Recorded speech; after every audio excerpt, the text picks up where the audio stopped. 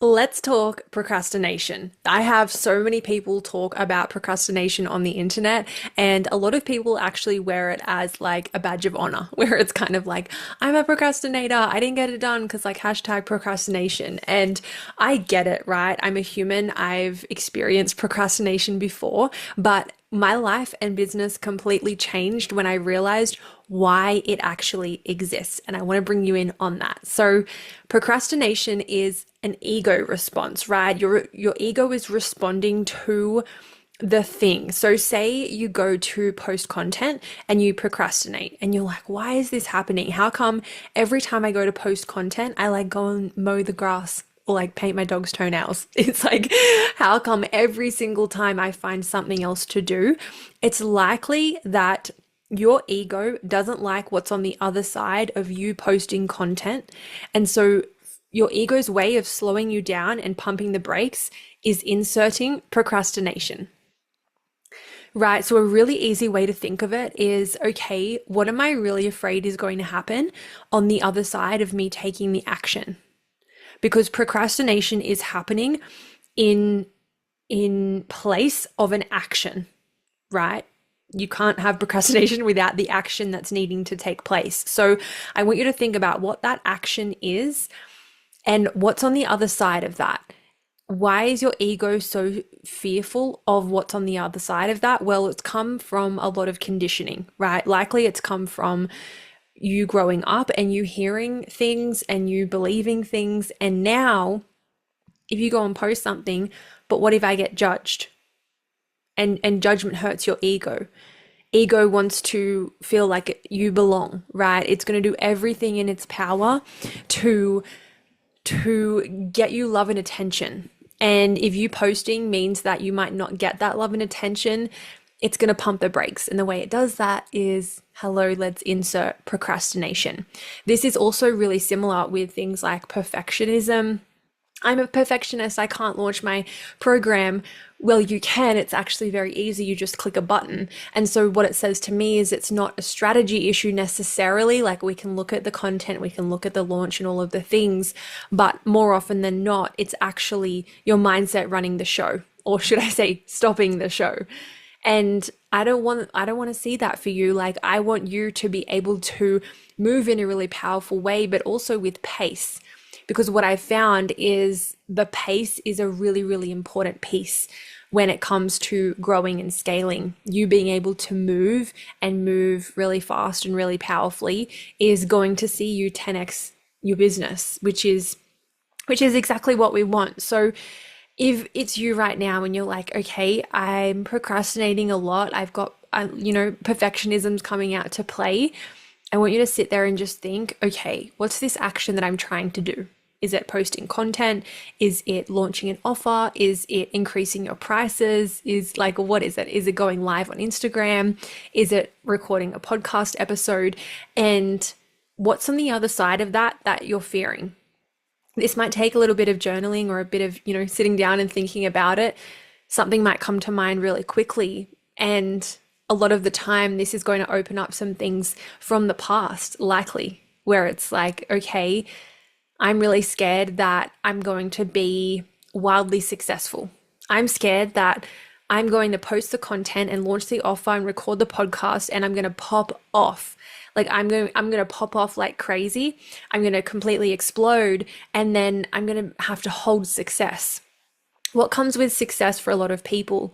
Well, it's money. And what does money come for a lot of people? It's greed. It's selfish. You don't need that much money. Don't be ridiculous. Don't, enough is enough. Don't, money doesn't grow on trees. Like all of the money stories are going to come out to play when it's linked with success. Or like, don't be attention seeking. If you're successful, you're up yourself, you're attention seeking. Like there are all these stories that are connected to success. So if you're going to post content or launch the thing or record the episode, if on the other side of that, it looks like you're wildly successful and growing up, you've heard that success equals you're an asshole, then you're probably not going to want to go and take that action. But unless you're aware of this, right? Unless you've listened to this podcast, you have the self-awareness of this cycle playing out, then what happens is, and this might happen for you, right, until you've listened to this episode, a lot of people will present with different problems. It might be, oh, I need you to look over my sales copy for my launch for the 50th time. When really you're actually just scared to launch based on what's on the other side of it. Or can you, audit my Instagram for the 100th time, and can we play around with what I should put in the caption and like what should I say here? And I'm like, is this a content issue, or is this that you're scared of posting? And I had this with a client of mine, one of my mastermind girls, in the last round, where it was exactly that. It was like, I'm stuck with content. Like, I don't know what to post. I don't know what to say. And I called her forward and I said, content. You've been posting content for years.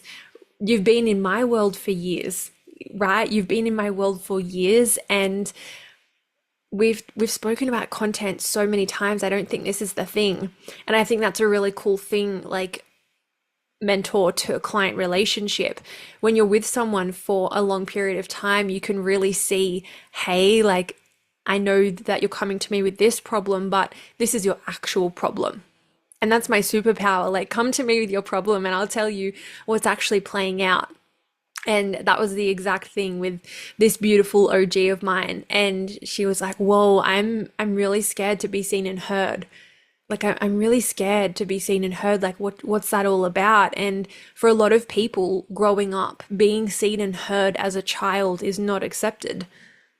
Think about how many times, you might be in the supermarket being loud and giggly with your sibling, and your mum yells at you, tells you to be quiet. And because of that, right, her yelling at you is all that love and acceptance is being taken away. And when that happens on repeat in whatever sense, maybe she promises you a toy, you're loud, and so she says you're being too noisy, I'm taking away your toy, right, your paddle pop or whatever it is, your lollipop, then you take that as, oh, loud equals removal of the thing that I want. And so you move forward with this pattern playing out, and that becomes stronger and stronger. So then you move into adulthood going, okay, loud equals bad. Loud equals wrong. Not necessarily loud, but being seen and heard. And so then that's where all the introverts are born, right? Hello, me, I'm one of them, and I'm here serving hundreds and hundreds of humans, and I've scaled 2 brands because we get to dissolve these stories. Excuse me, we get to dissolve these stories that are playing out that are holding us back, right? This is the work that we do inside mentorship, and inside She is Limitless, you get to actually strengthen the traits that need to be strengthened for you to be able to move in a much more powerful way, for you to be able to dissolve things like procrastination and perfectionism and avoidance and distraction, right? All of these things that are really blocking you from creating pace and momentum in business. And then we get to connect it with a trait that you need to strengthen. Maybe it is your audacity, right? Speaking about being seen and heard, there's a lot of women who are, excuse me, who are incredible at what they do, but just because they have these stories that need to be dissolved, they're slowing themselves down because I don't want to be attention seeking. I don't want to be seen and heard. I don't want to be judged. And being able to dissolve all of these mindset pieces, it means that you can go and show up in a much more powerful way. And who does the high level client want to hire? She wants to hire someone who's powerful, who's certain in herself, who's convicted. And so it's so crucial that you become her. And I help you do that inside mentorship, inside She is Limitless. So I'm going to leave the link in the show notes below if you want to jump into that space. But I hope that you've learned a little bit around procrastination, why it exists, what's actually playing out. And we get to dissolve these pieces together, which is really, really exciting. And honestly, I'm so honored to do this work whenever we jump into She is Limitless. It just reminds me how powerful women are. And when you can really meet yourself with so much grit and grace in this process, you'll find that you're a different human on the other side. And it can be really hard because a lot of these things you don't really want to look at, but the women who do look at them are the most successful of my clients. They're the ones who go and scale like crazy, who sign on dream clients really fast, whose content pops off, like all of the strategical business stuff falls into place when they start moving more powerfully. And that's going to be you as well. So jump in the show notes below. She is Limitless 8-week mindset human potential program.